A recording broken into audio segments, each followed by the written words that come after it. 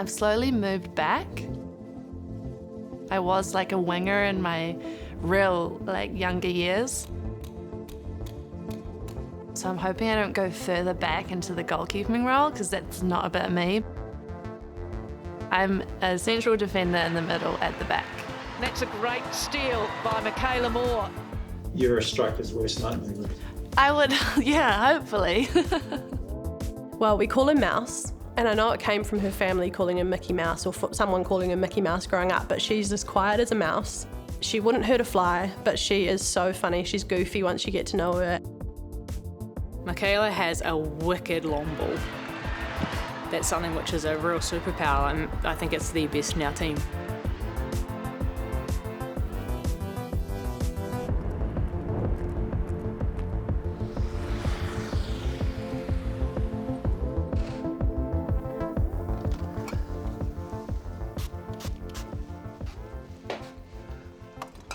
The mullet is a lot more maintenance than my normal hair.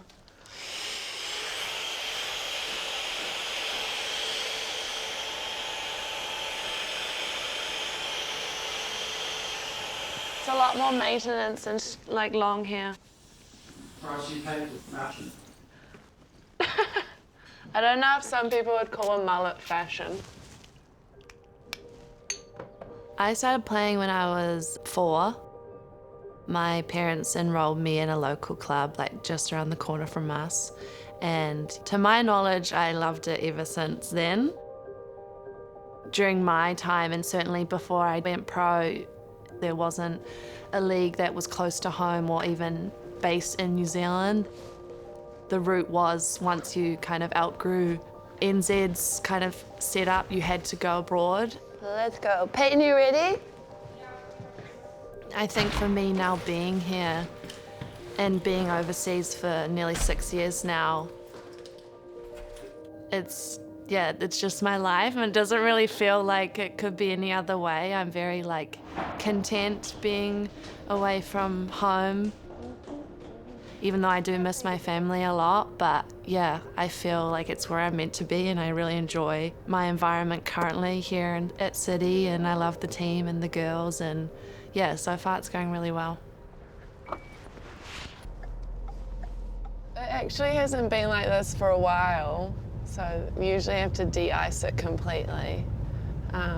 But it's been pretty chilly, yeah.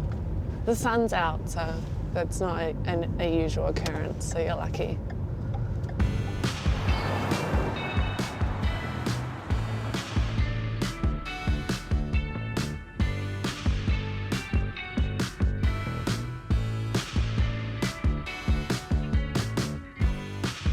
So I play for Glasgow City, one of the most prestigious clubs for women's football in Scotland. I moved up here in the summer, in July, after having a 2-year spell at Liverpool. I grew up in a time where there wasn't really opportunities for girls to play football. Our games are always called off because the men are on first and they've dug the pitch up, or the referee may not turn up because he's had a better offer to go to a men's game. Long story short is I played for a year. I then got injured. I'm still a teenager at this point. And then during that period of being out injured, kind of sat back with my friend Caroline Stewart, who was playing in the same team as me, and we just wanted to do things better and be more equal for women. So we decided, and we told everyone we're going to create the best club that Scotland's ever seen. So we started Glasgow City, and that was 25 years ago. For Meikayla, obviously, she's a good leader. She very much fits our values. As I said, we're a club that champions women and girls, but we're also a club that kind of champions change and wants to make a difference in life, and Meikayla fits that mould for us.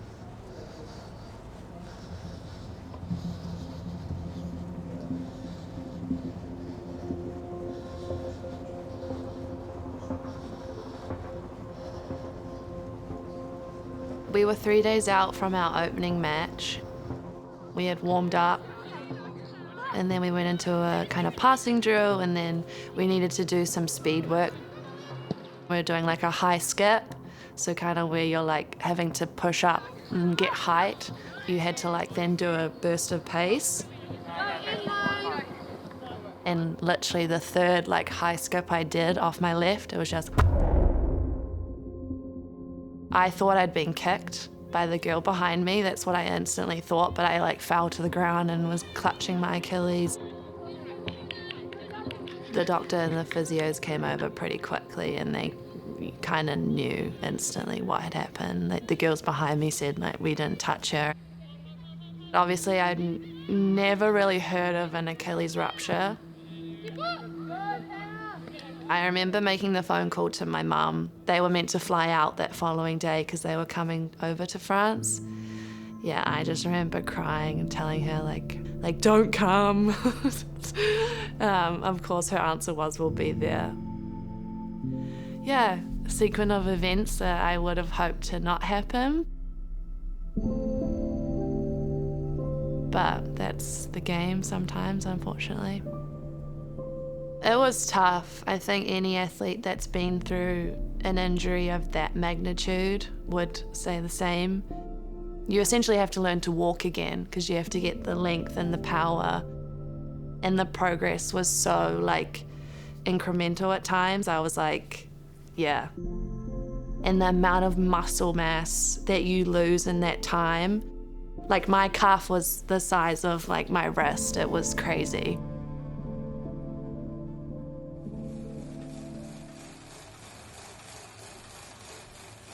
I think any athlete that has to go through a period where you're not able to do what you do, you learn a lot.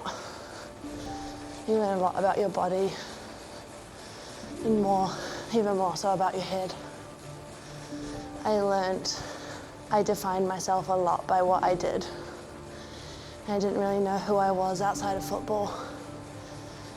And at that time I was still relatively young. My self-worth was totally consumed by what I did out there. And so I really had to turn internally, and I had so many months to do it. My most prized piece would probably be this one, and it's a tui.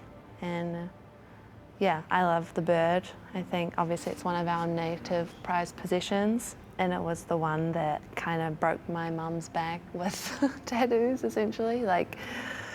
Yeah, she wasn't the biggest fan, but then I got this one and it was kind of free for all. I always wanted a football tattoo that wasn't cliche, and yeah, Germany was where my first pro contract was, so I got Fußball. I get a lot of shit for it, but there it is. It looks like a B, but in German that's how they write a double S. And I have BU, which is in my mum's writing, and it was in a card that she sent me when I first moved to Germany. So I have that because she's always told me to just be true to myself, and she's always fostered an environment which has allowed that, and that's just what she's always said to me. Even to this day, when she signs off to me at night, it's BU with a little X, so I don't know. Whether I should have put that in a tattoo, she would probably argue, but yeah, those are probably my faves. Crowded, 6-yard box and play. And straight away they are back in it, and it's Meikayla Moore. A first international goal for New Zealand's number 5. As a kid, I just wanted to play for my country. And then I was fortunate enough to attend these pinnacle events and the World Cup.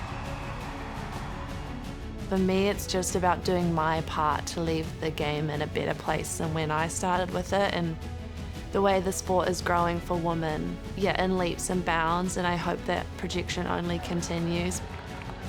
Yeah, I'm also excited for everybody to come to Aotearoa, because there's so many kids that also play football, but to see some of the stars that are going to be coming to home soil and in their own backyard.